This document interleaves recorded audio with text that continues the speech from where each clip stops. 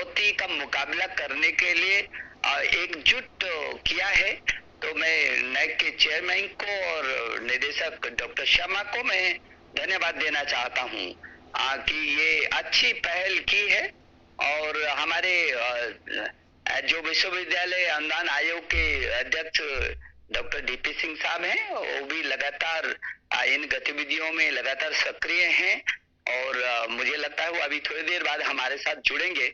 मुझे इस बात की खुशी है कि आज जैसे शर्मा जी ने बताया कि आज हमारे साथ 1000 से अधिक विश्वविद्यालयों के कुलपतिगण और 45,000 से अधिक डिग्री कॉलेजों के प्राचार्य और उनके वरिष्ठ सहयोगी गण हमारे साथ और तमाम बड़े संस्थानों के लोग इस आयोजन में जुटे हुए हैं।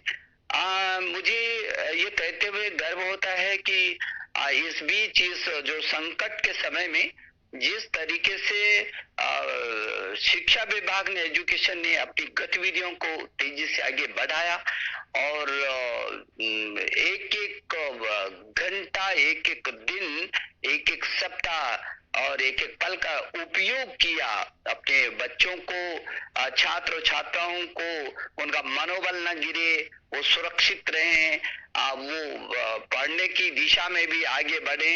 तो अभिभावक ने और अध्यापक गण ने, आप सब लोगों ने जिस तरीके से जो काम किया है वो निश्चित रूप में भविष्य में प्रेरणाप्रद के नाम से जरूर लोग उसको महसूस करेंगे। मुझे क्योंकि मैं देश के सभी शिक्षा मंत्रियों से लगातार मैं मिला हूँ, बातचीत की है।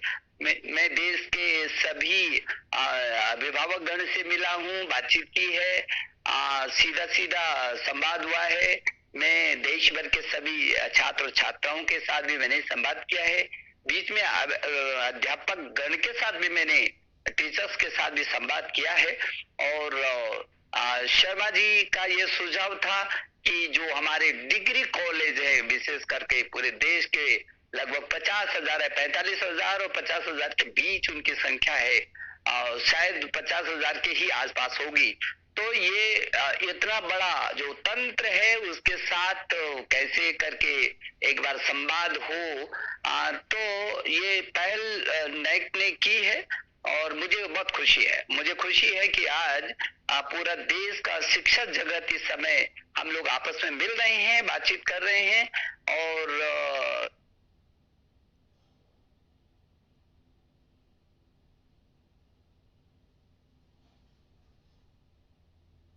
इस समय मैंने देखा कि बहुत सारे प्रश्न भी आए हैं, सुझाव आए हैं।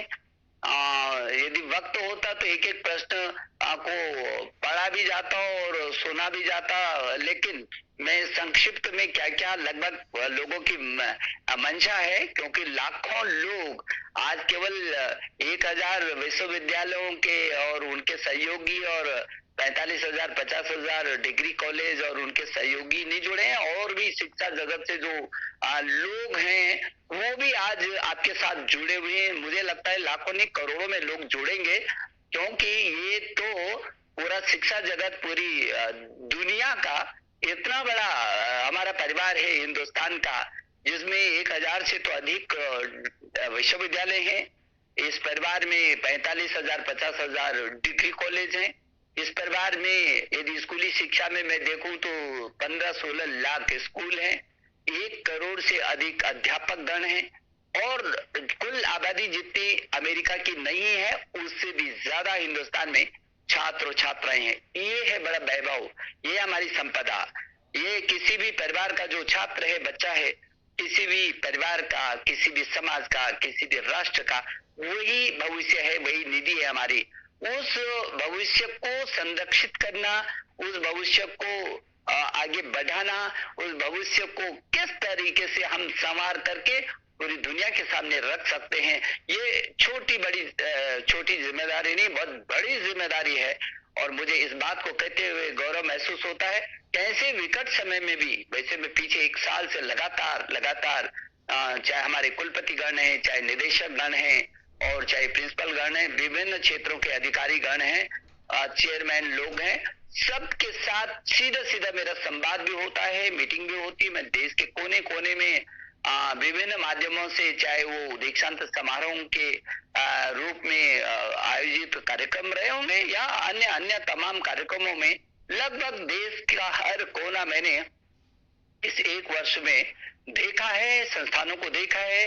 संस्थानों को चलाने वाले मेरे जो लीडर हैं, उनके साथ मेरा निरंतर संवाद रहा है, और जो उन संस्थानों के अंदर काम हो रहा है, जिस मिशन मोड में काम हो रहा है, शोध अनुसंधान हो रहे हैं, वो भी मेरे लिए बहुत गर्व का विषय है। मैं कह सकता हूं कि ये जो मेरे संस्थान, जो जिन संस्थानों को आप लीड कर रहे हैं, जिनका नेतृत्व कर रहे हैं आप, उनमें अद्भुत क्षमता है, उसमें विश्व के शिखर पर जाने का मादा है। और इसलिए मुझे भरोसा है कि जब हम ये परामर्श कर रहे हैं, और आपने अच्छा विषय दिया, आपने दिया कि चुनौतियों को अवसर के रूप में बदलना, और बदले परिवेश में जो कोविड-19 की जो महामारी है और विश्व की उच्च शिक्षा में संघर्ष के उपाय हैं, बहुत महत्वपूर्ण बात है। हमारे देश के प्रधानमंत्री, आपने देखा होगा, वो बार बार इस बात को कहते हैं कि यदि चुनौती सामने बड़ी हो और उसी बड़े मन और बड़े ताकत के साथ, बड़े संघर्ष के साथ उस चुनौती का यदि मुकाबला हो, तो वही चुनौती अवसरों में तब्दील हो जाती है। और अभी वो हम देख रहे हैं। आपने देखा कि इस कोविड की महामारी में जहां पूरी दुनिया गहरे संकट से होकर के गुजर रही है, पूरी मानवता थर्रा रही है, जहां त्राहि त्राहि मची हो दुनिया के छोर छोर में, वो देश जो अपने को बहुत विकासशील मानते हो, और आज वो देश भी कैसे चौराहे पर खड़े हैं, आप समझ सकते हैं। ऐसी स्थिति में भारत जैसा देश, जो विश्व का सबसे बड़ा लोकतांत्रिक देश है, उस देश की ये जो रीढ़ की हड्डी है, उस शिक्षा जो सर्वप्रथम उसका आधारशिला होती है, उस शिक्षा से जुड़े जो ये योद्धा हैं, मैं तो योद्धा ही कहता हूं। मैंने पीछे के दिनों में एक लेख लिखा था कि जो शिक्षा के, जो हमारे शिक्षक हैं, जो शिक्षा जगत से जुड़े हैं, ये भी कोरोना की योद्धा हैं। इसलिए योद्धा हैं कि एक एक मिनट, एक एक क्षण संवाद अपने बच्चों को 24 घंटा मन मस्तिष्क में है, मेरा काम कैसे आगे बढ़े, बच्चे की सुरक्षा भी हो, उसकी मनस्थिति भी हम बचा करके रखें, और उसको मनोबल ना गिरे, उसका वो अवसाद में न जाए। चौतरफा चुनौती हम लोगों के सामने रही है, लेकिन अब जिस तरीके से उस चुनौती का आपने मुकाबला किया है, इस बीच में देख रहा हूं, देश देख रहा है, पूरी दुनिया देख रही है कि भारत का शिक्षा जगत के लोगों ने पूरी ताकत के साथ इस चुनौती का मुकाबला करने के लिए और मन बनाया है। मुझे बहुत खुशी होती, मैं आपको आप बधाई देना चाहता हूँ, मैं शुभकामना देना चाहता हूँ कि बहुत अच्छे तरीके से आपने किया। अभी मैं देख रहा था बहुत सारे सवाल आए, सवाल कुछ नई शिक्षा नीति पर हैं, सवाल ऑनलाइन शिक्षा पर हैं, सवाल जो दूरस्थ क्षेत्र में वर्तमान परिस्थिति में कैसे छात्र, यदि जिसके पास इंटरनेट की सुविधा नहीं है, वो छात्र कैसे पढ़ेगा, इस तरीके के सवाल हैं। ये महाविद्यालयों में कब परीक्षा होगी, फिर कैसे करके संस्थान खुलेंगे, इस तरीके के सवाल हैं। ये जो जेईई है और नीट है, इसकी परीक्षा की तिथियां हमने घोषित की, तो फिर वो कैसे करके परीक्षा देंगे और तैयारी कैसे करेंगे, इस तरीके के भी बहुत सारे प्रश्न हमारे सामने आए हैं। मोटा मोटा यदि देखें, हाँ, और रिक्तता का भी आई कि बहुत सारे महाविद्यालयों में पद रिक्त हैं, विश्वविद्यालयों में पद रिक्त हैं, तो उनकी कैसे करके इनको भरा जाएगा। तो जो भी सारे लगभग सभी प्रश्नों का ये निचोड़ है। तो मैं कहना चाहता हूं कि इस अवसर पर जो आपने कहा कि चुनौतियों के अवसर हैं, और उसमें जो चुनौती है उनको अवसरों में तब्दील करना है, ये अवसर हमारे लिए बहुत महत्वपूर्ण है। तो पहले तो मैं उन लोगों के सवालों का थोड़ा सा जवाब देना चाहता हूं जिन्होंने अपने सवाल, अभी आ ही रहे हैं सवाल, और उनका जो निचोड़ है। तो आप सबको मालूम है कि जिस तरीके से जो वर्तमान में स्थिति आई है, तो उच्च शिक्षा विभाग ने, यूजीसी ने बहुत सारे कार्यक्रमों को एक के बाद एक कार्यक्रमों को आयोजित किया, निर्णय लिया, और नए अभियान के साथ बहुत सारी चीजों को आगे बढ़ाया। यूजीसी के स्कूली शिक्षा में, जहां हम लोगों ने एनसीईआरटी में एक टास्क फोर्स गठित की कि वो तय करेगा कि किस किस तरीके से आगे इसका शैक्षणिक कैलेंडर इन प्रस्तुतियों में होगा। ऐसे ही उच्च शिक्षा में भी यूजीसी के चेयरमैन के संरक्षण में एक टास्क फोर्स नीचे वहां भी गठित की है, और जिसने पूरा का पूरा शैक्षणिक ये जो वर्तमान में परिस्थितियों में उसको कैलेंडर भी बनाया, और आगे किस तरीके से छात्र एक तो सुरक्षित रहे, एक जो छात्र अपने अपने घरों पर पहुंच गए सुरक्षित है, कुछ छात्र हमारे अभी भी जो हॉस्टल में है, और उनका पारस्परिक समन्वय कैसा हो, और आगे जुलाई से परीक्षाएं सुनिश्चित की हैं। मुझे आशा है कि जुलाई तक यदि सामान्य स्थिति हुई तो जुलाई में परीक्षाएं आयोजित होंगी। किस तरीके से होंगी, वो सामाजिक दूरियों की क्या होगी, सुरक्षा का क्या होगा, यातायात क्या क्या होगा, तमाम व्यवस्थाओं पर वो टास्क फोर्स अपनी रिपोर्ट भी दे रही है। उसने अध्ययन भी कर दिया, और गृह विभाग और स्वास्थ्य विभाग इन दोनों के परामर्श से हम उन परीक्षाओं को आयोजित करेंगे।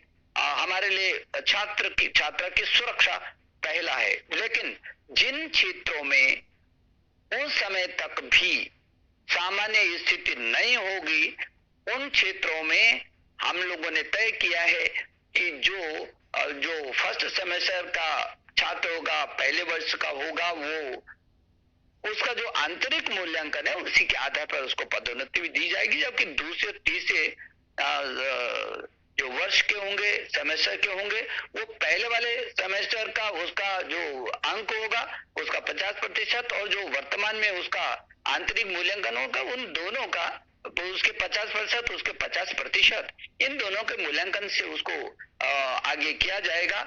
जबकि फाइनल परीक्षा होगी, वो कब होगी, यदि ऐसी परिस्थिति होगी तो उसके लिए आगे सुनिश्चित किया जाएगा।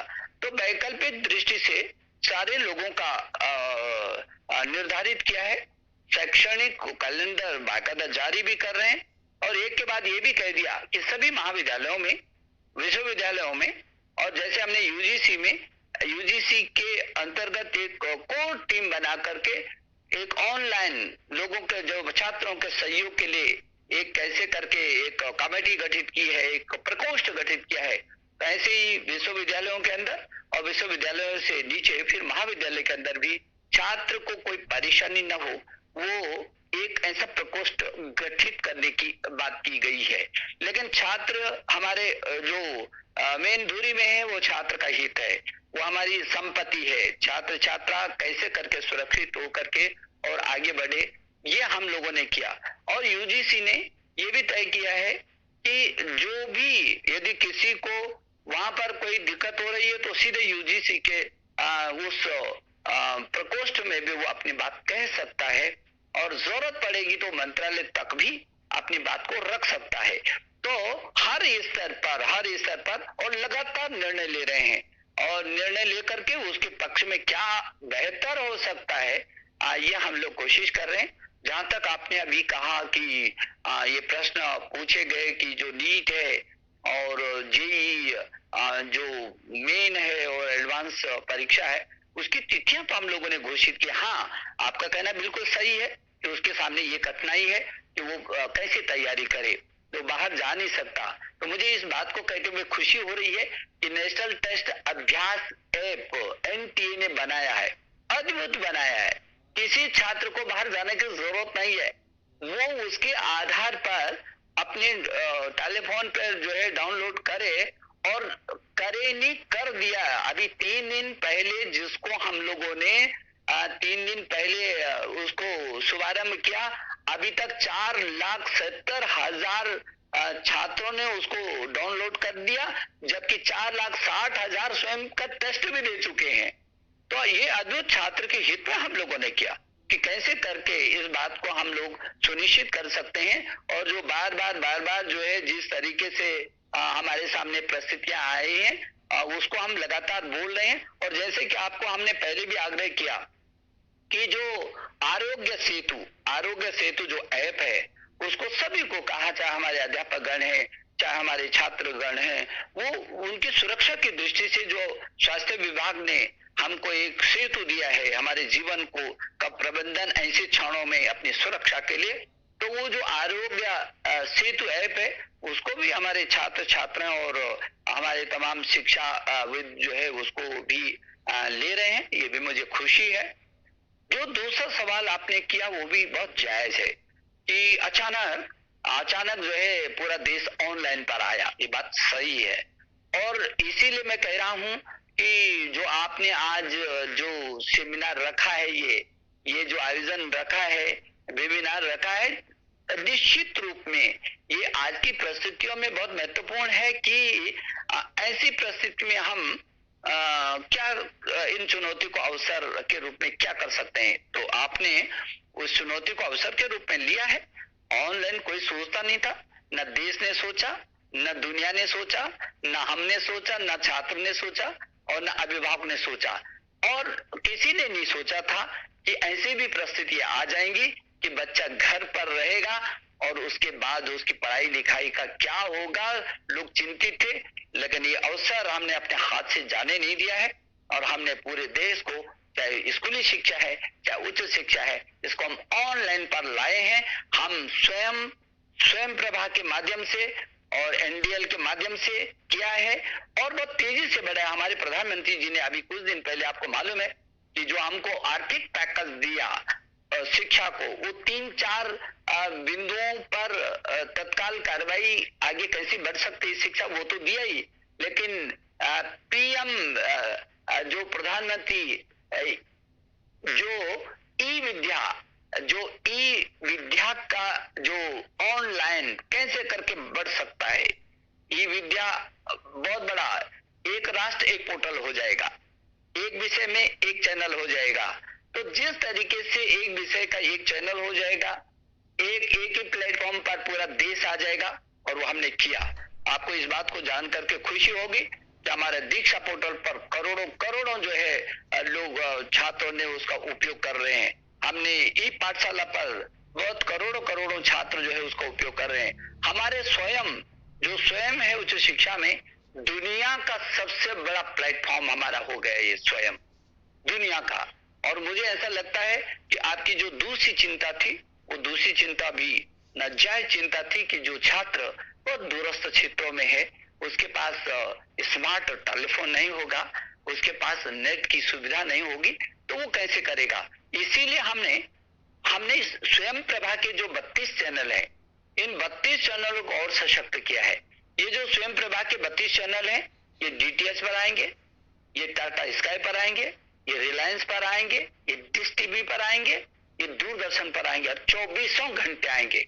जो छात्र के पास और कोई सुविधा नहीं है, वो अपने टेलीविजन में वो अपने पाठ्यक्रम को देख सकता है, ले सकता है। और वो चाहते हैं हम अंतिम छोर पर भी बैठे रहने वाला बच्चा, उसको भी शिक्षा मिले, अंतिम छोर पर रहने वाला, और वो भी ना छूटे, उसको चाहे हमको रेडियो के माध्यम से जाना पड़े, जिस माध्यम से भी जाना पड़े हम जाएंगे। और उसके लिए हम बहुत तेजी से काम कर रहे हैं। हम लोग काफी कुछ आगे बढ़ चुके हैं और इन 2 महीनों ने हमको बहुत अच्छा अवसर दिया तेजी से आगे बढ़ने के लिए। हमने उन परिस्थितियों को भी संजोया, हम चुप नहीं बैठे, हम हाथ पर हाथ रख करके भी नहीं बैठे, और हम लोग केवल कोरोना का रोना भी नहीं रोए। आप सब लोगों ने एक योद्धा की तरह डट करके मुकाबला किया, तो मैं आपको बधाई देना चाहता हूँ। मुझे खुशी होती है इस परिवार में कि सब वैचारिक लोग भी हैं, तो प्रखर लोग भी हैं, तो विजन ही नहीं है, मिशन में तब्दील करने की ताकत भी है कि मैं जो सोचा वो क्रियान्वित कैसे होगा, और आपने उस काम को करके दिखाया है। मुझे बहुत खुशी होती है इस बात की कि आप रात और दिन जुट करके पहले की अपेक्षा इस समय ज्यादा मेहनत हो रही है। और मेरा जो शिक्षा विभाग है, जो मेरी टीम है, वो भी 15 16 घंटे रात और दिन काम करके आज हमने ये ऑनलाइन पर लाए हैं हम पूरी शिक्षा को, और हम आगे बढ़ेंगे, ताकत के साथ बढ़ेंगे। और आपका जो दूसरा तीसरा जो कई लोगों के ये भी प्रश्न थे कि शोध का क्या होगा और शोध का क्या हो रहा है। आपको तो मालूम है, हम स्पार्क के तहत दुनिया के 127 शीर्ष विश्वविद्यालयों के साथ पारस्परिक अनुसंधान कर रहे हैं। हम स्पार्क के साथ जहां पारस्परिक अनुसंधान कर रहे हैं, और वहीं हम स्टार्स हो या स्ट्राइड हो, अंतर विषय शोध हो, उन अंतर विषय शोध को भी हम बहुत तेजी से आगे बढ़ा रहे हैं।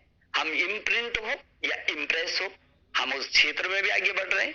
हम ज्ञान और ज्ञान प्लस में भी, ज्ञान में बाहर की फैकल्टियां जहां हम अपने देश के अंदर लाने के लिए तैयार हैं, वहीं अब ज्ञान प्लस में हमारे जो अध्यापक हैं, क्योंकि मुझे गर्व होता है अपने अध्यापकों पर, हमारे पास बहुत अच्छी प्रतिभाएं, ये दुनिया को जाएं, दुनिया को पढ़ाने के लिए जाएं।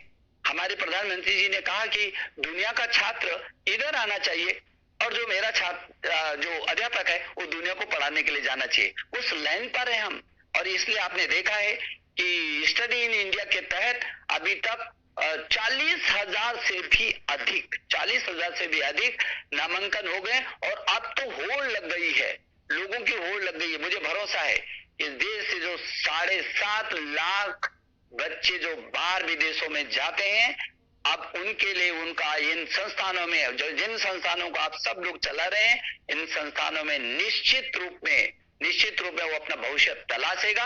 और हमारी संस्थाएं छोटी नहीं है, बहुत शिखर की संस्थाएं हैं। हमने अब देश और दुनिया में अपने को साबित किया है। हम रैंकिंग में भी अब तेजी से छलांग मार रहे हैं, हम चाहे वो क्यूएस रैंकिंग हो, चाहे वो टाइम्स रैंकिंग हो।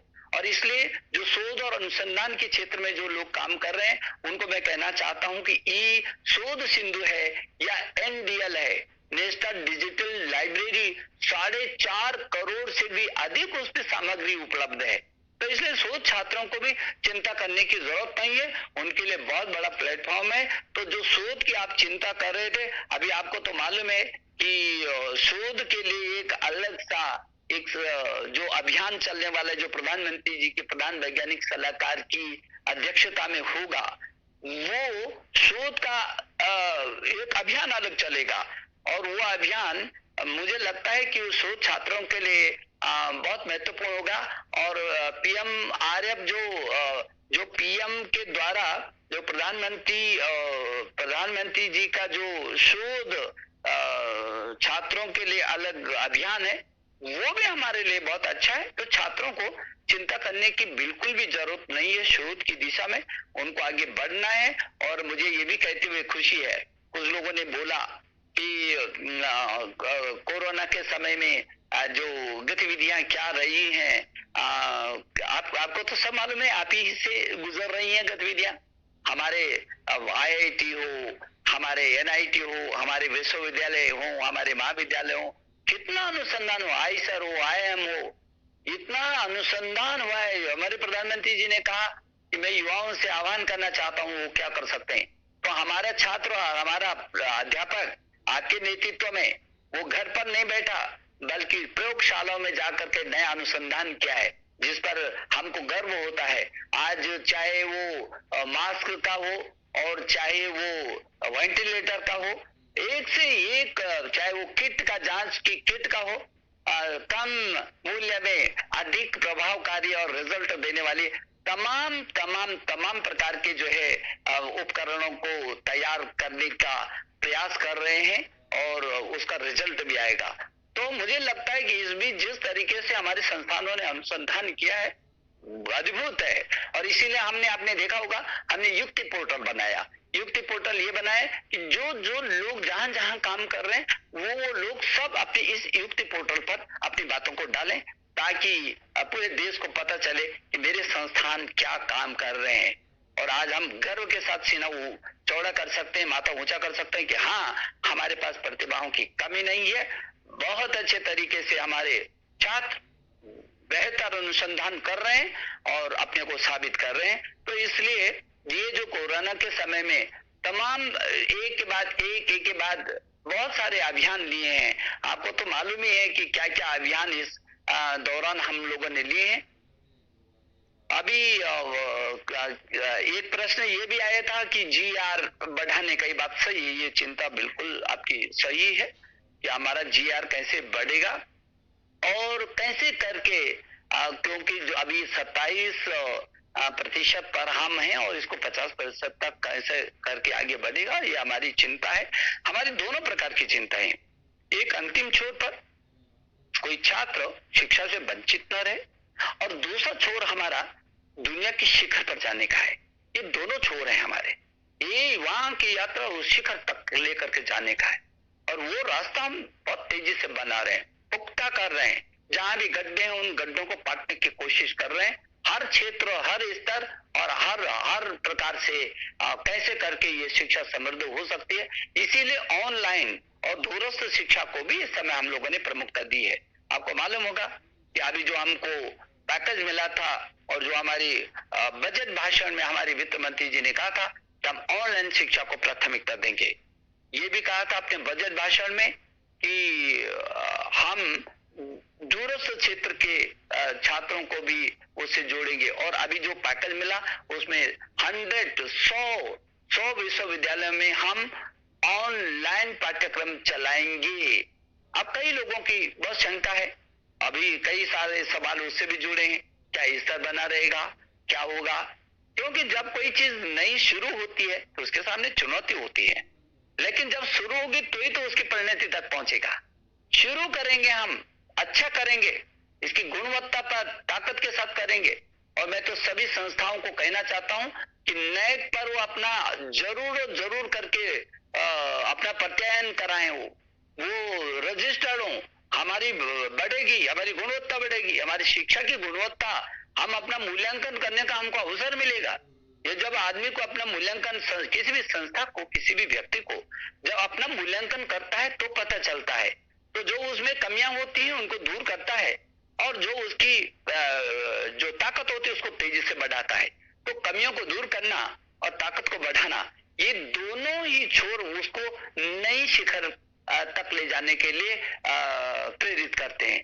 तो मैं ये सोचता हूं कि ये जो ऑनलाइन अभी हम लोगों ने शिक्षा शुरू करेंगे, और 100 ऐसे विश्वविद्यालय जो शीर्ष के विश्वविद्यालय होंगे, मुझे लगता है यूजीसी इसको तय कर रही होगी कि वो कौन से 100 विश्वविद्यालय होंगे, उसके मानकों को भी सुनिश्चित करेंगे, लेकिन 100 विश्वविद्यालयों में हम ऑनलाइन शिक्षा करेंगे, और अंतिम छोर का व्यक्ति, अंतिम छोर का बच्चा, जो इन परिस्थितियों में, क्योंकि ये जो विकट परिस्थितियां हमारे सामने आई हैं, ये कब तक और किन परिस्थितियों में आगे हमको झेलना पड़ेगा कुछ कहा नहीं जा सकता अभी, और इसलिए हम हाथ पे हाथ रखकर नहीं बैठ सकते। हम लोग उसके एडवांस तैयारी में जुटे हुए हैं, और फिर यदि ऑनलाइन हम शिक्षा नहीं करते हैं तो जो दुनिया के जो विश्वविद्यालय ऑनलाइन शिक्षा सुनिश्चित करेंगे, हम यह अवसर क्यों देंगे कि मेरे हिंदुस्तान का बच्चा उसको ऑनलाइन जो है आज अमेरिका में पढ़ेगा? नहीं, हम शुरू करेंगे, हमारे ऑनलाइन में आकर के दुनिया का बच्चा पढ़ेगा। लेकिन हाँ, हम इस बात को लेकर के जरूर चिंतित हैं, और उसकी व्यवस्था भी कर रहे हैं कि स्तर कैसे करके बना रहे, अच्छा सा स्तर हो, हर हालत में हो, अच्छा स्तर हो, और इसलिए यूजीसी इस दिशा में पूरी ताकत के साथ जुटी हुई है कि वो उसका कैसे करके वो उसके मानदंड हो। और मैं नैक को भी कहना चाहता हूं कि वो भी इस दिशा में, क्योंकि आगे हमारा जो ऑनलाइन शिक्षा का होगा उसके मूल्यांकन के तरीके अलग होंगे, उसका बिल्कुल अलग तरीके का होगा, तो किस तरीके से ये भविष्य में कर सकते हैं, ये भी आपको थोड़ा सा विचार करना पड़ेगा। जब आगे आएंगे तो एक बैठक हम अलग से करेंगे, लेकिन यह हमने मन बनाया है, और प्रधानमंत्री जी का हमको आशीर्वाद है, और उनका है कि हम कैसे करके आगे उसको बढ़ा सकते हैं। अभी एक प्रश्न ये भी आ रहा है कि दूरस्थ क्षेत्र में कैसे करके होगा, और बच्चे घर पर जो है मानसिक दबाव में है। तो अभी आपको मालूम है कि जो अभी जो आर्थिक पैकेज हम लोगों को घोषित हुआ है, उसमें हम मनोदर्पण लेकर के आ रहे हैं।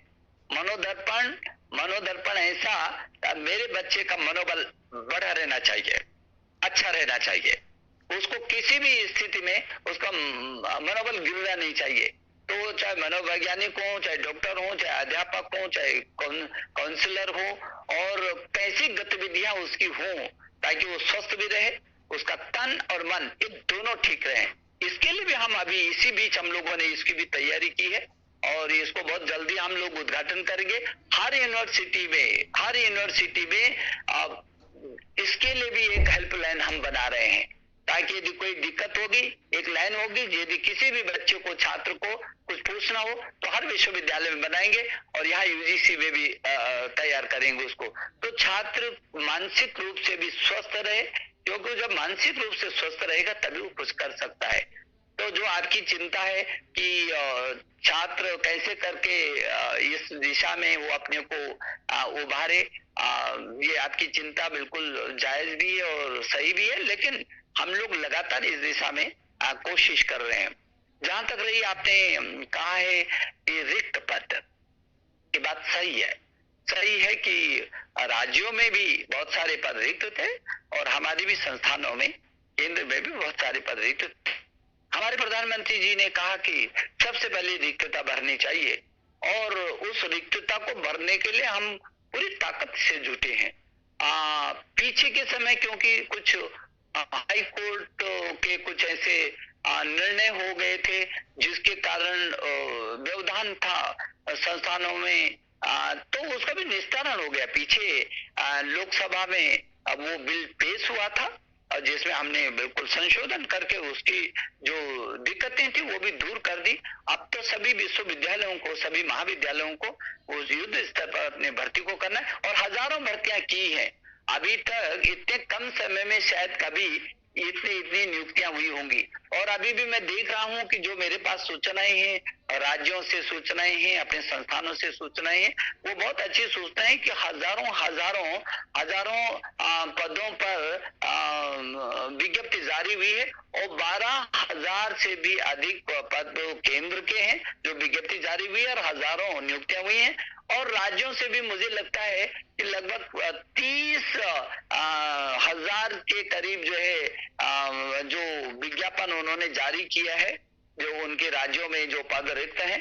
तो ये बात, मैं आपकी बात से सहमत हूं कि यदि पद रिक्त रहेंगे तो उसका शैक्षणिक उस पर बहुत प्रभाव पड़ता है, लेकिन हम इस दिशा में भी बहुत तेजी से वो कर रहे हैं, कार्रवाई कर रहे हैं। और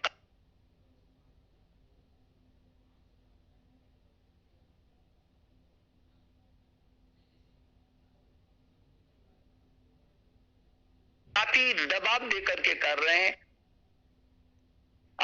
तो आपको अच्छा लगेगा कि बहुत जल्दी आपकी जो रिक्तता है ये भरी जाएंगी। ये प्रश्न भी अभी आया है कि नई शिक्षा नीति कैसी होगी और कब तक आएगी, उसका क्या भविष्य होगा। तो मुझे लगता है क्योंकि पूरी दुनिया में शायद इतना बड़ा विमर्श पहली बार हुआ होगा।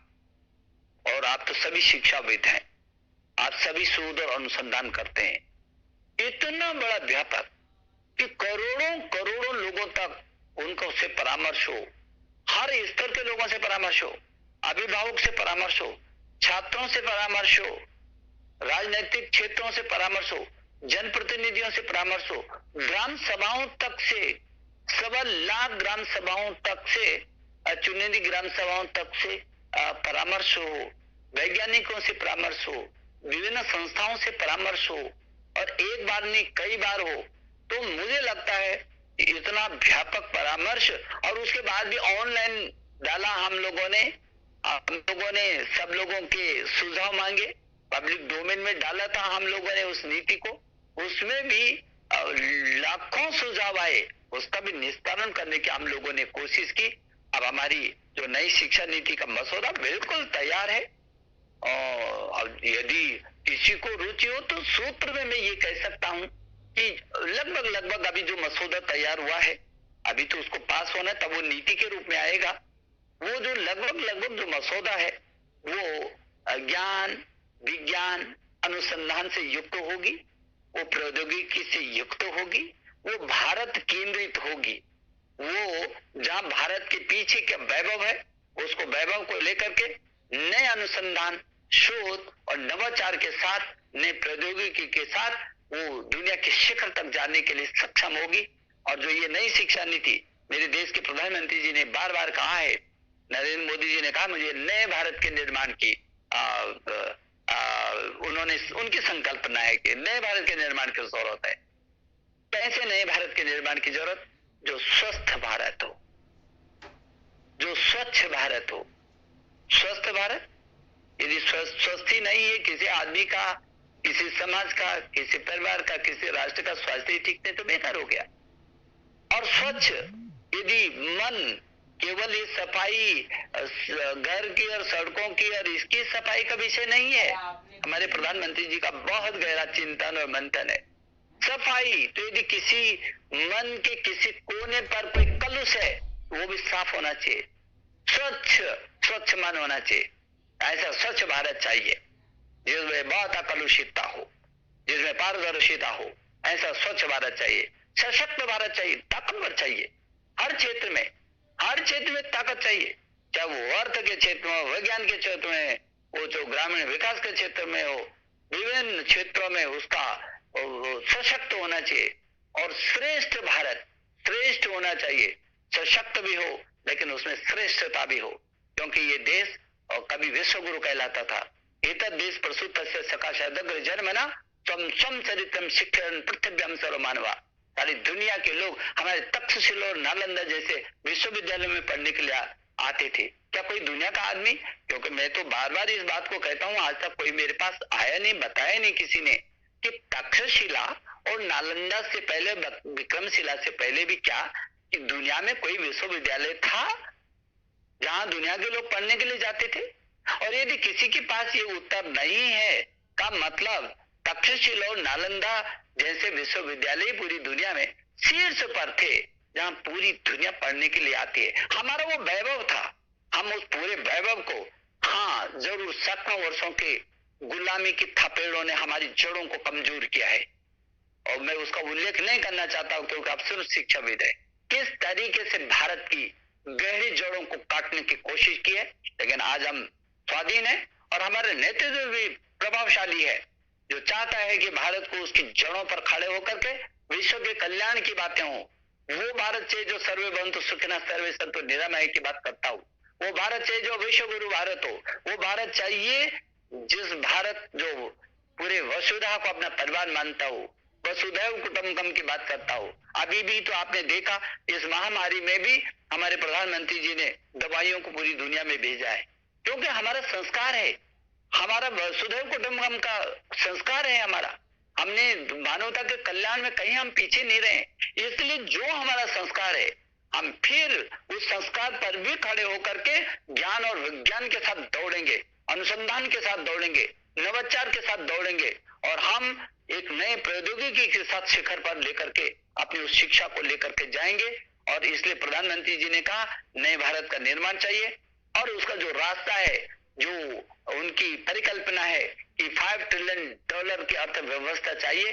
और आज भी हम गौरव के साथ कह सकते हैं कि हिंदुस्तान पूरी दुनिया में नरेंद्र मोदी जी के नेतृत्व में बहुत आगे बढ़ रहा है। पूरी दुनिया की नजरें हम पर टिकी हैं, हर क्षेत्र में हमने अगुवाई की है। यदि पीछे के समय को आप देखेंगे तो ऐसा पूरी दुनिया में पहली बार महसूस होता है लोगों को कि नहीं, भारत बहुत सशक्त भारत बन रहा है। और इसलिए वो जो सशक्त और श्रेष्ठ भारत के लिए, उसके लिए भी एक सूत्र जो दिया हम लोगों को प्रधानमंत्री जी ने, make in India, digital India, skill India, startup और स्टैंड अप। ये मेक इन इंडिया, हमारे पास तो कोई कमी तो नहीं है, प्रतिभा की कमी नहीं है, संघर्ष की कमी नहीं है, मेहनत की कमी नहीं है, तो फिर मेक इन जापान क्यों, मेक इन चाइना क्यों, मेक इन इंडिया क्यों ना हो? और इसलिए हमने भी अपने संस्थानों में ये, जैसे अभी तक हमारे आईआईटी थे तो उद्योग कुछ अलग होते थे, वो पाठ्यक्रम हमारा कुछ अलग होता था, नहीं, अब इन सब के साथ हम समन्वय करेंगे।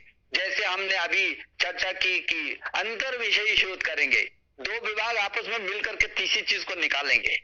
ऐसे ही हम लोगों ने तय किया है कि हाथों का जो कौशल है हमारे छात्र में, हमारे युवक युवती में प्रतिभा है, मेहनत करने का जो है मादा है उसमें।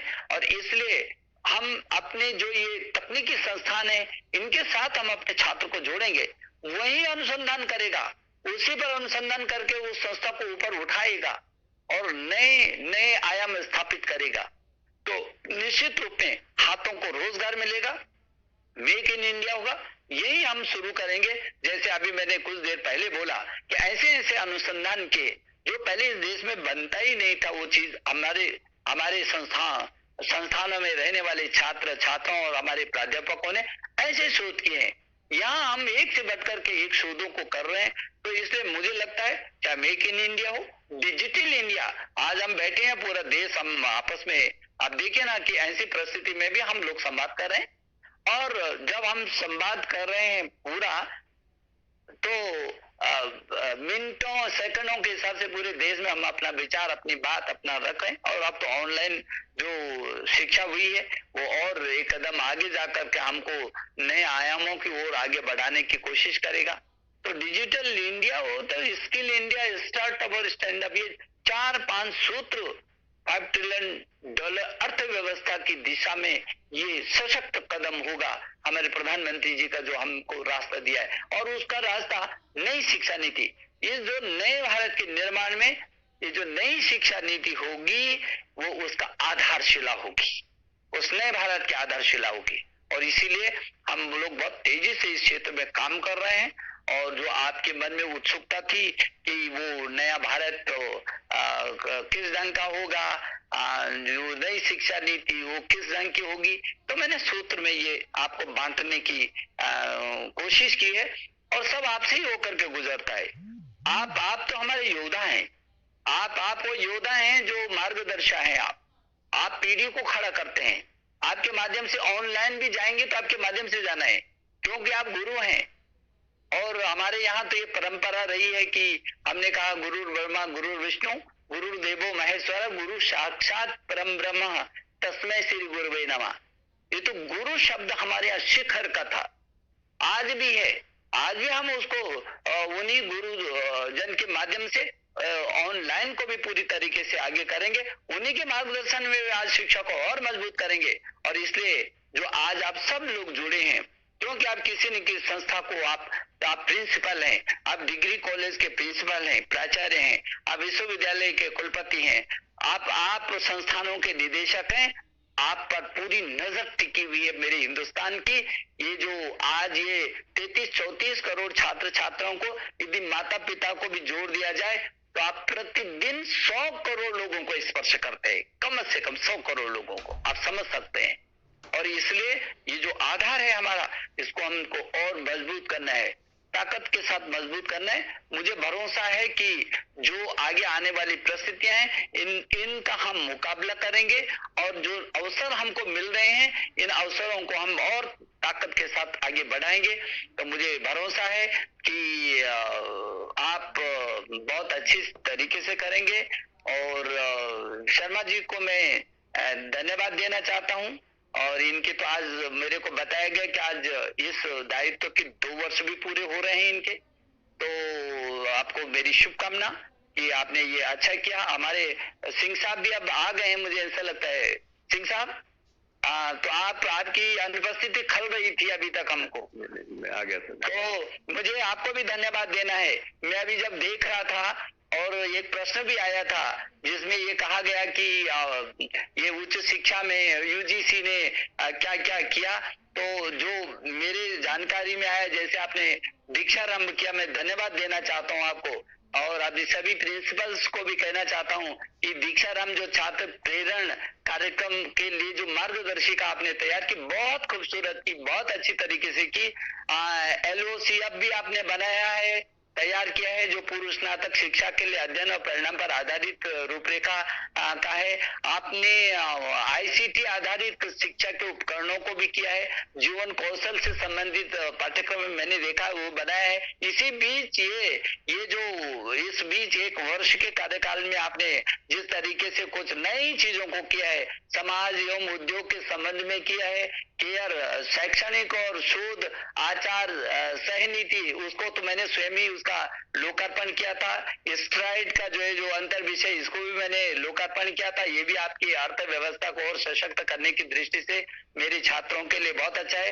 ये सतत भी बहुत अच्छा कार्यक्रम है आपका। मैं सभी प्राचार्य से अनुरोध करना चाहूंगा, तभी कुलपति गण से, कि सतत भी पर्यावरण के अनुकूल और सतत परिषद के विकास की जो रूपरेखा उसके अंदर है बहुत अच्छा है। मूल्य प्रवाह, मानवीय मूल्य, जो आज पूरी दुनिया जिन मानवीय मूल्यों को लेकर के आज खड़ी है, और करा रही है। आज उसको भारत दिखता है कि भारत में मानवीय मूल्य होंगे तो ही जाकर के हम खड़े हो सकते हैं, और आचार नीति उसके साथ समाहित है। उच्चतर शिक्षण संस्थाओं का जो मूल्यांकन का जो किया है और जो परामर्श किया है वो भी एक अद्भुत है। परामर्श आपने जो नैक में शीर्ष पर रहे संस्थाएं, उनके अगल बगल की जो संस्थाएं वो भी उस स्तर तक आए, उनको परामर्श दें, ये बहुत अच्छा आपका ये विषय है। गुरु दक्षिणा वाला भी कार्यक्रम आपका बहुत उसका भी लोकार्पण हुआ है।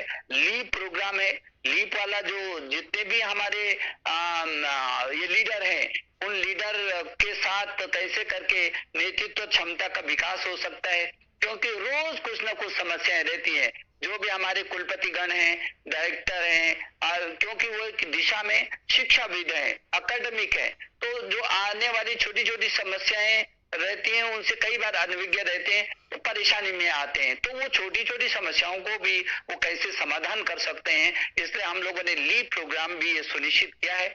बहुत अद्भुत काम आप सब लोग कर रहे हैं, मुझे तो आपको धन्यवाद देना है और ये कहना है कि ये इस अवसर पर भी आप जबकि पूरी दुनिया करा रही है और हिंदुस्तान का एक नया इतिहास आप लोग बना रहे हैं, रात और दिन खपे हुए हैं। आप छात्र को आपने छोड़ा नहीं है, उसके साथ संवाद किया, विषम परिस्थिति में भी उसके साथ उसका पाठ्यक्रम को पूरा करना, किस तरीके से छात्र के साथ जुड़े हुए हैं। तो मैं आप सभी जो लगभग 50,000 डिग्री कॉलेज के प्राचार्य गण आज जुड़े हुए हैं, सब लोग मुझको सुन रहे हैं, मैं आपको नमस्ते करना चाहता हूं, आपको धन्यवाद देना चाहता हूं। आज के सभी सहयोगों को भी मैं बधाई देना चाहता हूं। मेरी कुलपति गण से मेरी लगातार बातचीत भी होती रहती है और मुझे खुशी है। मेरे विश्वविद्यालयों की जब जब मैं समीक्षा करता हूं, अब मुझे बहुत उत्साह मिलता है। मैं जिस विश्वविद्यालय, हर विश्वविद्यालय के बारे में मैं बाकायदा डायरी रखता हूँ, कहाँ पर था मेरा विश्वविद्यालय, अब किधर तक पहुंच रहा है, कौन कौन गतिविधियां नहीं की हैं। मैं रेगुलर, जैसे मैंने शुरू में भी कहा था कि मेरी आदत रही है, चाहे वो मैं, क्योंकि उत्तर प्रदेश राज्य में भी दो बार मुझे कैबिनेट मंत्री होने का मौका मिला, मुझे मुख्यमंत्री रहने का सौभाग्य मिला। तो ये योजनाओं यदि कोई तय कर देते हैं तो उसका रिजल्ट कैसे आना है, तो वो मुझे लगता है कि यदि टीम के साथ लगातार संवाद नहीं रहता है तो कई बार एक योग्य आदमी भी जिस समय तक उसको जिस रूप में करना है वो भी कई बार चूक हो जाती है। तो हम किसी भी चूक को रखना नहीं चाहते हैं, इसलिए मुझे खुशी होती है कि हर विश्वविद्यालय एक से बढ़कर के एक काम कर रहा है। बहुत गौरव होता है। पीछे के एक साल का जब मूल्यांकन करता हूँ हर विश्वविद्यालय का, हर संस्था का, हर कॉलेज का, तो मुझे लगता है कि नहीं, लोगों में बहुत बहुत गतिशीलता है और कुछ नया करने की अभिप्सा है। क्योंकि यदि मन के अंदर कुछ उत्सुकता नहीं है, उत्साह नहीं है, उल्लास नहीं है, तो कभी कुछ होता नहीं है। तो जब यदि उत्साह होता है, उल्लास होता है और कुछ कर गुजरने का जो है अंदर से लालसा होती है, तो निश्चित रूप में नया आदमी करता है और कुछ रिजल्ट उसको निश्चित रूप में मिलता है।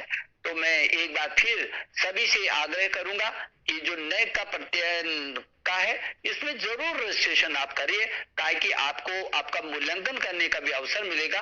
कोई बात नहीं, पहले वर्ष में नहीं आएंगे, कोई बात नहीं, दूसरे में आएंगे, दूसरे में तो तीसरे में आएंगे, लेकिन आएंगे।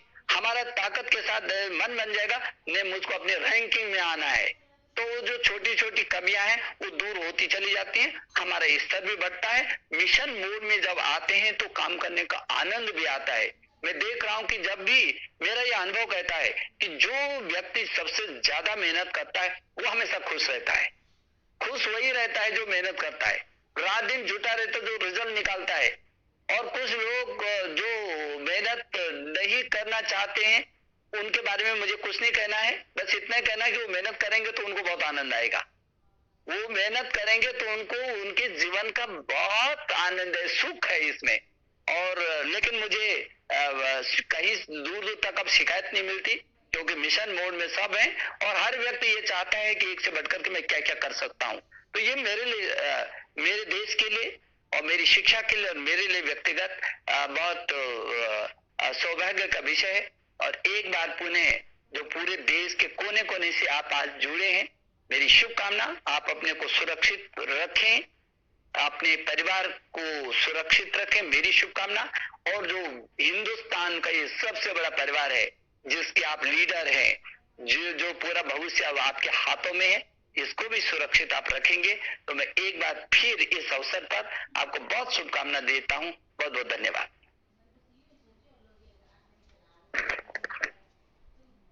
सिंह साहब आ गए? डीपी सिंह साहब।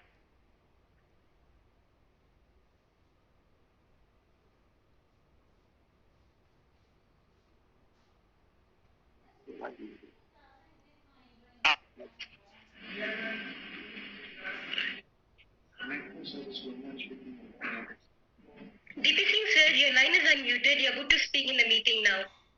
ओके। हमारे बहुत ही लोकप्रिय और यशस्वी माननीय मानव संसाधन विकास मंत्री आदरणीय डॉक्टर रमेश पोखरियाल जी निशंक, हमारे नए पीसी के चेयरमैन प्रोफेसर वीएस चौहान साहब, नेक के हमारे director professor S Sharma ji, और पूरे शैक्षिक परिवार, जैसा कि माननीय मंत्री जी ने कहा कि हिंदुस्तान का बहुत बड़ा जो हिस्सा है वो हमारे परिवार का अंग है। उस पूरे बृहद परिवार जो शैक्षिक परिवार है, हमारा विश्वविद्यालयों का, महाविद्यालयों का, हमारे शिक्षकों का, हमारे प्राचार्यों का, हमारे माननीय कुलपतियों का, उन सबकी ओर से सबसे पहले तो मैं माननीय मंत्री जी का अभिनंदन करता हूं। और आपने देखा कि कितनी नई ऊर्जा के संचार के साथ उन्होंने अभी अभी हम सबको संबोधित किया है। हमारे अंदर एक नई स्फूर्ति पैदा की है, हमारे अंदर एक उमंग पैदा की है। और ये मैं देख रहा हूं कि माननीय मंत्री जी का स्वभाव है, और इस स्वभाव में मैंने महसूस किया है कितनी बढ़ोतरी हुई है जब से ये वैश्विक महामारी हुई है। और लगभग 2 माह से हम अनुभव कर रहे हैं कि जो लॉकडाउन है पूरे देश भर में, उस लॉकडाउन के दौरान माननीय मंत्री जी की जो सकारात्मक सोच है, कुछ न कुछ रोज नया करने की जो वृत्ति है, हम सबको मार्गदर्शन देने की जो क्षमता है, वो मुझे लगता है कि बहुत ही सराहनीय है, बहुत ही प्रशंसनीय है। मैं उनका हार्दिक अभिनंदन करता हूं। और मैं समझता हूं कि हम सभी का ये सौभाग्य है कि ऐसे ऊर्जावान व्यक्तित्व हमारे माननीय मंत्री हैं इस समय। और हम देख रहे हैं कि रोज वो किसी किसी रूप में कनेक्ट होते हैं, कभी विद्यार्थियों के साथ।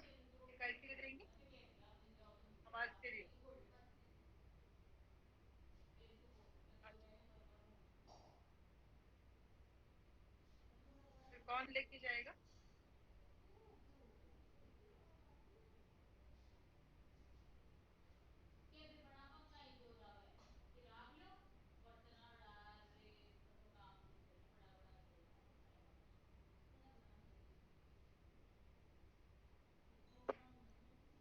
बात है कभी विश्वविद्यालयों के कुलपतियों, मैं माननीय जी का अभिनंदन करता हूं। मैं क्षमा चाहता हूं कि कुछ तकनीकी कारणों से मैं पहले कार्यक्रम में नहीं जुड़ पाया। उनके नेतृत्व में रोज मानव संसाधन विकास मंत्रालय के अंतर्गत, चाहे वह स्कूल शिक्षा हो, चाहे वो शिक्षा हो, चाहे वो तकनीकी शिक्षा हो, सभी क्षेत्रों में नई नई स्कीम्स लाई जा रहे हैं, नए नए डायमेंशंस आगे बढ़ रहे हैं। और हम देख रहे हैं कि बहुत सारी योजनाओं की शुरुआत हुई है। इस लॉकडाउन के दौरान भी आप सब लोग महसूस कर रहे होंगे कि किस किस तरह से बहुत सारी चीजें नई हुई हैं। मैं उन्हें दोहराना नहीं चाहता, लेकिन उन सब के लिए जो कुछ शैक्षिक जगत के लिए किया जा रहा है और शिक्षा के माध्यम से इस देश के विकास के लिए और नए भारत के निर्माण के लिए जो कुछ माननीय मंत्री जी के नेतृत्व में किया जा रहा है, वो निश्चित रूप से बहुत ही सराहनीय है। मैं तो बस सिर्फ आज तो संक्षिप्त में आप सबसे यही कहना चाहूंगा, निवेदन करना चाहूंगा। और जैसा कि माननीय मंत्री जी ने कहा है कि सभी जो हमारे महाविद्यालय हैं, सभी एप्लीकेशन कराएं, उससे जुड़े, और उसके साथ साथ जो है जितनी भी रैंकिंग्स वगैरह हैं उसमें वो लोग पार्टिसिपेट करें। हमारे यूजीसी ने तो उनके निर्देशन में, उनके मार्गदर्शन में लॉकडाउन के तुरंत पश्चात बहुत सारी कोशिशें की हैं, जिसकी आपको जानकारी है। शुरुआत में ही हमने पूरे देश भर के महाविद्यालयों से, विश्वविद्यालयों से जो भी हमारे ई लर्निंग रिसोर्सेज हैं जो अवेलेबल हैं, एमएचआरडी के द्वारा हैं, यूजीसी के द्वारा हैं, हमारी सीईसी के द्वारा हैं, हमारे एग्नू के द्वारा हैं, या हमारे एनआईयूएस के द्वारा हैं, या हमारी नेशनल डिजिटल लाइब्रेरी के द्वारा जो रिसोर्सेज हैं, उन सबको हमने सबके साथ शेयर किया, उनके लिंक प्रोवाइड किए। और रोज चाहे वो विद्यार्थियों की मेंटल हेल्थ हो, उनके वेलबींग हो, उसके बारे में एडवाइजरी जारी की। और जैसा कि माननीय मंत्री जी ने अभी भी चर्चा में बताया, और इन सभी जो कुछ नई पहल हुई है यूनिवर्सिटी की, चाहे वो दीक्षारंभ हो, चाहे वो गुणदक्षता हो, चाहे वो सतत हो, चाहे मूल्य प्रवाह हो, चाहे वो परामर्श हो, चाहे वो स्ट्राइड हो, सभी का लॉन्च आप ही के द्वारा किया गया है। तो उनके 1 वर्ष के इस लगभग कार्यकाल में जो कुछ ये हमारे विश्वविद्यालय अनुदान आयोग के द्वारा किया गया है, तो वो दर्शाता है कि कितनी गतिशीलता के साथ पूरा देश शिक्षा जगत में आगे बढ़ रहा है। मैं तो सभी शिक्षकों से एक ये निवेदन करना चाहूंगा, जैसा कि माननीय मंत्री जी ने कहा है, और हमारे यहाँ तो गुरुकुल परंपरा से लेकर के अभी तक शिक्षक महत्वपूर्ण था। Teacher was important, teacher is important, and teacher will remain important even during the time of online education. And teacher is the pivot of the education system. Teachers are the nation builders. Teachers are the torch bearers. और हमेशा हमारे doctor Sarvepalli Radhakrishnan, former president of India, हमेशा कहा करते थे कि teaching is not a profession but it is a mission. और इसलिए मिशन के रूप में हमारे जो टीचर्स हैं स्कूल है। और जैसा कि माननीय मंत्री जी ने अपनी चर्चा में कहा ही है, कॉलेजेस की भूमिका बहुत महत्वपूर्ण है, क्योंकि number of students enrolled in colleges is very high. Number of teachers is again high in the colleges. तो इस तरह से जो पूरी की पूरी रोल है हायर एजुकेशन सिस्टम में, वो कॉलेजेस का बहुत ज्यादा है, कॉलेज टीचर्स का बहुत ज्यादा है। और इसलिए कोई भी गवर्नमेंट की स्कीम्स हो, चाहे यूजीसी की स्कीम्स हो, चाहे गुणवत्ता में सुधार की बात हो, वो सब ये आगे बढ़ाना है तो उसमें हमारे जो महाविद्यालय के शिक्षक हैं, हमारे जो प्राचार्य हैं, और कुल जो हमारे कॉलेजेस हैं, उनकी भूमिका बहुत महत्वपूर्ण है। तो मैं यही अपेक्षा करूंगा अपने अध्यापकों से, अपने कॉलेजेस के प्राचार्य से, कि जो कुछ हमारी योजनाएं हैं और जो कि महाविद्यालयों की गुणवत्ता में सुधार के लिए है, महाविद्यालयों को आगे बढ़ाने के लिए है, महाविद्यालयों की हैंड होल्डिंग के लिए है, जैसे कि माननीय मंत्री जी ने परामर्श की चर्चा की, उनके द्वारा ये लॉन्च की हुई स्कीम है, जिसके अंतर्गत की हमने व्यवस्था की है कि जो हमारे श्रेष्ठ विश्वविद्यालय हैं, संस्थान हैं, वह दूसरे इंस्टीट्यूशंस को जिन्होंने अभी तक नेक की एक्रेडिटेशन के लिए अप्लाई नहीं किया है, उनकी हैंड होल्डिंग के लिए, उनके कॉन्फिडेंस की बिल्डिंग के लिए, उनकी मेंटरिंग के लिए, उनको परामर्श देने के लिए ये स्कीम लाई गई है, जिसके अंतर्गत हमने जो अच्छे इंस्टीट्यूशंस हैं उनको मेंटर इंस्टीट्यूशन का नाम दिया है, और जिनको लगभग 5 संस्थानों को उनको मेंटरिंग करनी है, तो ऐसे इंस्टीट्यूशंस को हमने कहा है कि मेंटी इंस्टीट्यूशंस। मुझे खुशी है कि तत्काल इस योजना को माननीय मंत्री ने जैसे लॉन्च किया, हमने एप्लीकेशन इनवाइट की, और यूजीसी की अपील पर बहुत अच्छा रिस्पांस इसमें मिला, और 167 इंस्टीट्यूशंस को एज मेंटर इंस्टीट्यूशन आइडेंटिफाई किया है, जिनके द्वारा 936 इंस्टीट्यूशंस को मेंटरिंग किया जाएगा, और उनको आगे चल के नैक एक्रेडिटेशन के लिए तैयार किया जाएगा, उनकी इंस्टीट्यूशनल प्रोफाइल डेवलप करने के लिए कोशिश की जाएगी। यूजीसी के द्वारा ये भी निवेदन किया गया है सभी महाविद्यालयों से, विश्वविद्यालयों के माननीय मंत्री जी के मार्गदर्शन में, कि जितनी भी हमारी स्कीम्स हैं जो डॉक्यूमेंट के रूप में है, अवेलेबल है हमारी वेबसाइट्स के ऊपर, तो मैंने स्वयं सभी विश्वविद्यालय के कुलपतियों को और महाविद्यालय के प्राचार्यों को पत्र लिख करके ये निवेदन किया है कि आप इस दौरान अलग अलग उसके लिए, चाहे वो सतत हो, मूल्य प्रवाह हो, चाहे गुणदक्षता हो, चाहे दीक्षारंभ हो, इन सब के लिए 8 से 10 फैकल्टी मेंबर्स को लेकर के टास्क ग्रुप्स बनाएं, और वो एक इंस्टीट्यूशनल इम्प्लीमेंटेशन प्लान बनाएं, जिससे जब अगला सत्र शुरू हो तो वहां महाविद्यालय और परिसरों में उससे संबंधित चीजें इम्प्लीमेंट होती हुई दिखे। तो ये पूरी की पूरी कोशिश की गई है, और मैं तो यही कहना चाहूंगा कि जो पूरी की पूरी हमारी जो जैसा कि कहा गया है कि हमारे यहाँ तो शिक्षा को man making, character formation, assimilation of ideas की बात स्वामी विवेकानंद जी ने की है, उसको ध्यान में रखते हुए the purpose of the education is to develop good human beings, to develop responsible citizens. लेकिन अब तो जब वैश्विक महामारी का दौर है तो विश्व की अपेक्षा भारत से कुछ ज्यादा है, और जैसा कि माननीय मंत्री जी ने बताया है, जो नए भारत की हमारी पूरी सोच है, उसके माध्यम से पूरा विश्व हमारी ओर देख रहा है। इसलिए पूरे विश्व को एक नई दृष्टि हमें देनी है, लोक कल्याण की दृष्टि देनी है, विश्व कल्याण के बारे में सोचना है, तो वो भारत ही दे सकता है। इसलिए ऐसे मस्तिष्क यहाँ हमको गढ़ने होंगे, ऐसे व्यक्तित्वों का विकास करना होगा जो न केवल अपने बारे में बल्कि पूरे देश के बारे में और पूरी मानवता के बारे में सोचे। और इसलिए मैं कहूंगा कि जब हम एजुकेशन प्रोसेस की बात करते हैं तो मैं कहना चाहूंगा कि the whole education process should continue towards learning to know good, learning to do good and learning to be good. और अंत में मैं यही कहना चाहूंगा कि the teacher should have love for teaching and also they should have love for learners. तभी एक गुरु शिष्य के बीच एक आत्मीय संबंध बन पाएगा और अपनापन का जो संसार है वो आगे बढ़ पाएगा। मैं माननीय मंत्री जी ने जो जिस तरह से ऊर्जा का संचार किया है, मैं अपनी बात को उनका पुनः अभिनंदन करते हुए एक कविता के माध्यम से समाप्त करना चाहूंगा, विराम देना चाहूंगा।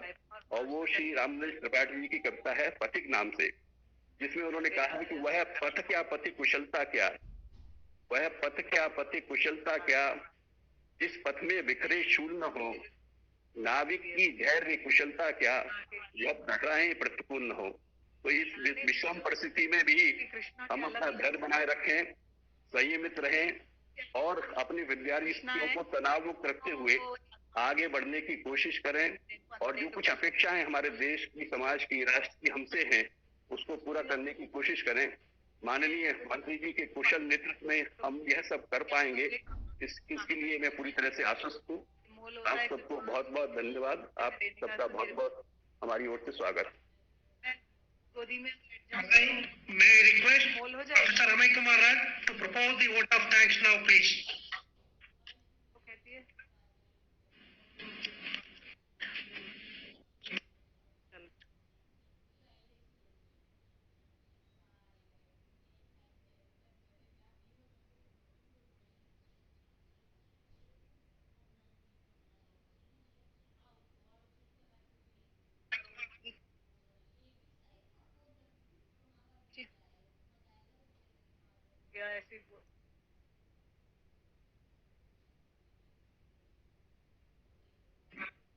Kindly give us a Sir Amiya Kumar sir is going to address the vote of thanks in a minute.